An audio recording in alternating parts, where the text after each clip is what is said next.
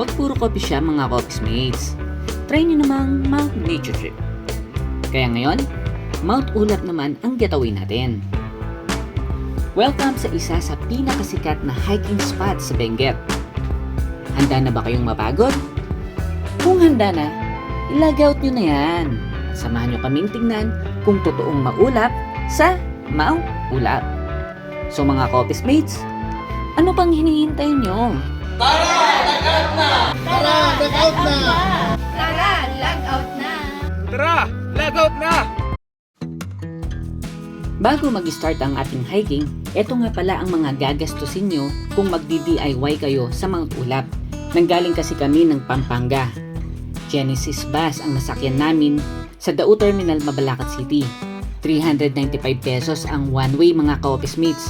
Kung manggagaling naman kayo ng Manila, nasa 600 pesos ang per head mga Coffees Mates. Pagdating namin sa Baguio City, nagtaxi kami papunta sa sakayan ng jeep pa Ampukaw. Sabihin nyo lang sa taxi driver na aakyat kayo ng Mount Ulap. Ang bayad sa jeep papuntang Barangay Hall ng Ampukaw is 50 pesos and it will take you around 40 minutes sa biyahe. Make sure na umaga kayo pumunta sa Ampukaw dahil limited lang ang mga sasakyan na nagbiyahe dito. Regarding naman sa registration, dalawa ang lugar na kung saan kayo magbabayad.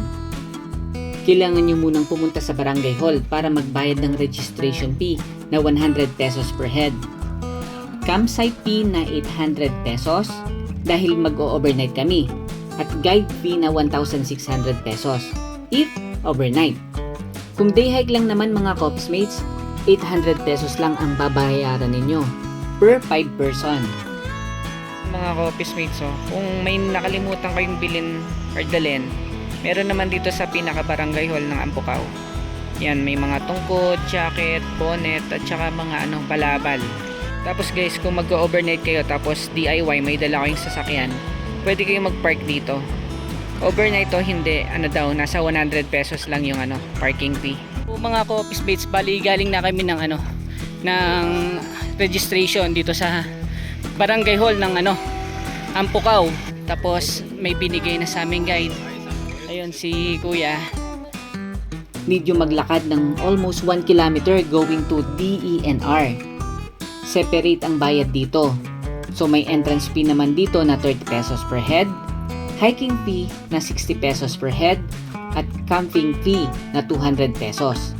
Sa tabi lang ng DNR, kung hindi kayo nakakain papunta dito sa Ampukaw, yan, pwede kayong bumili dito ng mababaw nyo or diretso na kayo muna kumain bago kayo umakyat.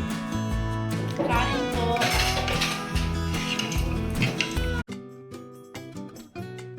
Start na ng hike natin dito sa Mount Ulap. Nagpa-print pa kami ng ni May ng t-shirt namin. Getaway, please subscribe. Ayan.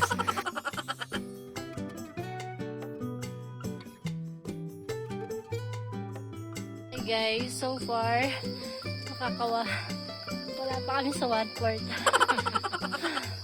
Okay lang yan, overnight naman. Ayun guys, pinagpapawisan kami pero dahil ang sarap ng simoy ng hangin dito, kahit na sobrang pawis namin, ang sarap sa pakiramdam. Yan guys, literal na saging bundok pa.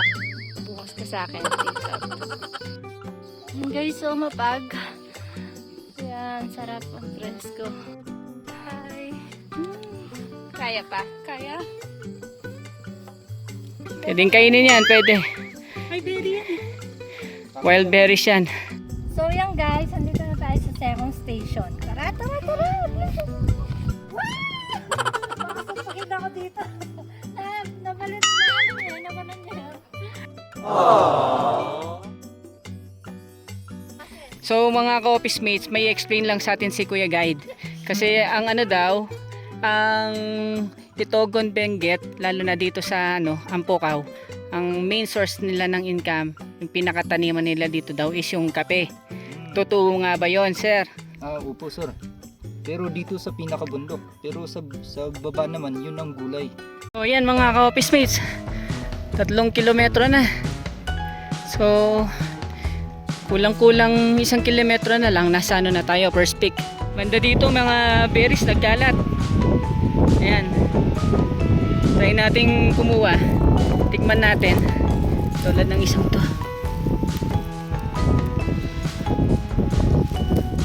Ito guys, oh. Yan. Bago kayo makarating ng Peak 1, may campsite banda dito. Medyo dry na dito. Tapos wala na ring mga puno kasi nasa taas na kami ng bundok. So banda doon. Ayun. Yun na ang Peak 1. And finally, nandito na tayo sa Peak 1. Ang pangalan ng Peak 1 natin is Ambanao Paway. So nasa tama 3.6 kilometers yung ano natin. Yung hike natin magsimula dun sa ano, sa Barangay Hall. Mga ka-office mates, ayan, may explanation uli si Kuya Guide kung ano ang ibig sabihin ng ano, Ambanao Paway. Sabihin yan, malawak na damuhan. Anong klaseng damo yan, sir? So guys, yan, titikman namin yung itlog nila. Itlog ng mga manok yan. Sarap ang itlog ko. Hindi ka na makapagsalita, nabaknal ka na. Guys, after ng Peak 1, going na kami sa Peak 2. Kanina nakikita natin yung kabilang bundok, ngayon natakpan na. Bilis mo, baka mo na yung ulap, ayan na oh. Guys, oh, yan na yung ulap oh.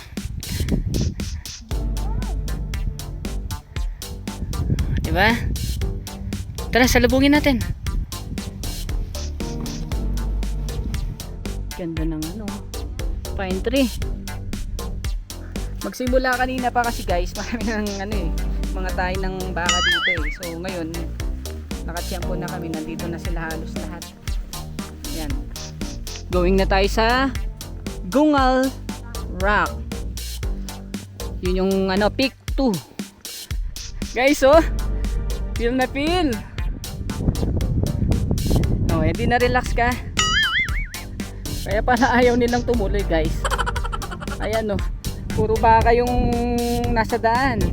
Sob na sob, grabe, tataba oh. Sige, yan, nasama ng tingin sa'yo nung nakitim. Unlimited yung pagkain ninyo, no? Baka naman! No?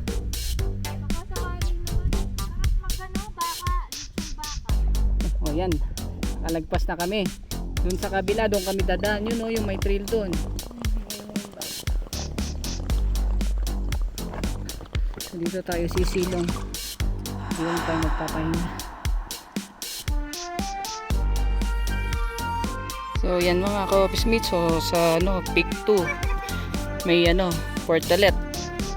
Oh, yan. Ba't ibang flavor? Anong mga flavor yan, sir? Buko, melon, mangga. Kaya pag napadan kayo dito, bili na kayo ng ice candy agad. Pampa-refresh, no, sir? Ito na yun, no? Nasa likod lang pala. So, guys, ito yung pinaka, ano, bato na nakikita natin sa mga social media. So, yan, para makuhanan, kailangan nandun daw yung kukuha. Buti na lang pinagbigyan kami kanina, nakapag-picture-picture. So, yan ngayon, tingnan nyo guys, ang dami na ng ulap. Ano, kumusta? Okay lang? Woo! Ito yung view. Pag magpapapicture kayo, nandun yung ano, kukuha na, nandito yung kukuha ng picture sa side na to.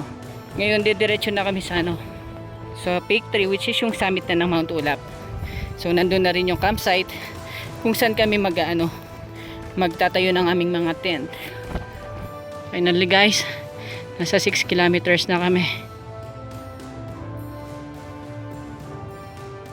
Bali guys, ayun yung ano, pinakasummit niya, yun yung natatakpan ng ulap na yun. Pero yung ano, campsite banda pa doon. Yan oh. Ganda. Nandito na tayo sa pinaka-campsite. Ito yung campsite 2. So dito na tayo hanap ng pwesto natin.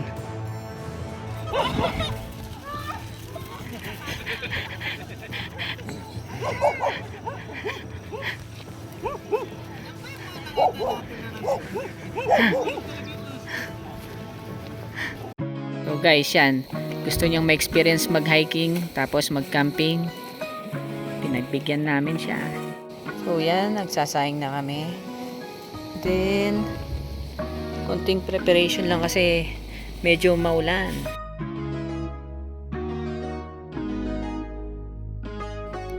Iina kayo dun, oh. Medyo umulan kanina kaya sumilong muna kami at tsaka kumain na rin. Pero ngayon guys, ayan wala nang ulan. Ang ganda ng clearing.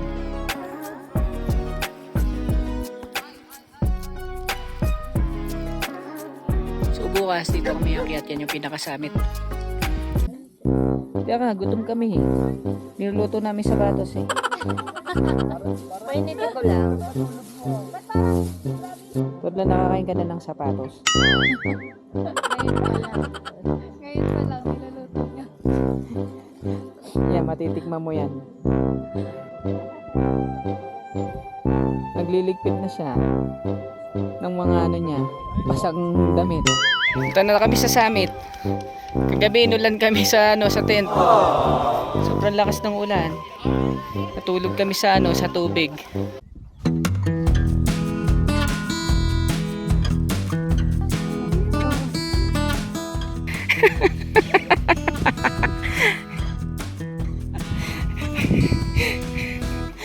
Inaaway ako kasi pala takot sa baka.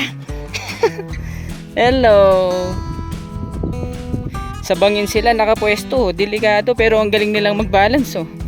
Ito laki ng tiyan oh, busog na busog.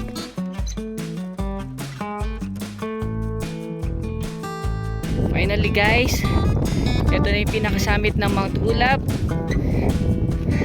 So successful yung namin hike. Welcome to Mount Ulap! Ayan, nakaarang sila. So, sinong tatabi? Alam nyo na. Kung sino tatabi. Sige. Go, go, go. Yan. Ito yung tindahan dito sa Mount Ulap. Just in case na naubusan kayo ng mga pagkain. Pwede kayong magpunta dito. Laki oh. Yun lang namin nakita kasi kagabi umulan. Hindi kami nakapunta dito. Grabe, may sabaw pa yata. And guys, so kung soft drinks, pancit canton, itinda rin sila ng mga lutong ulam dito. Ayan, katulad nito, sabaw, sakto pag malamig. Ito guys, so pwede kayong bumili ng mga souvenir nyo. May mga damit, mga tulap. Ayan, left magnet. Pababa na kami ngayon pero ibang way na yung dadaanan namin. So mga 2 hours naman yung pababa. So itong dam na to, ito yung water treatment na dam nila dito. Pero yung dun sa likod dun, yung medyo kulay blue dun, yun yung San Roque Dam dito sa Itogon, Benguet. So yan mga Coffees Mates, nasa 8 kilometers na kami pababa. Hi guys, finally natapos niya rin. So guys, yung finally yung hanging bridge na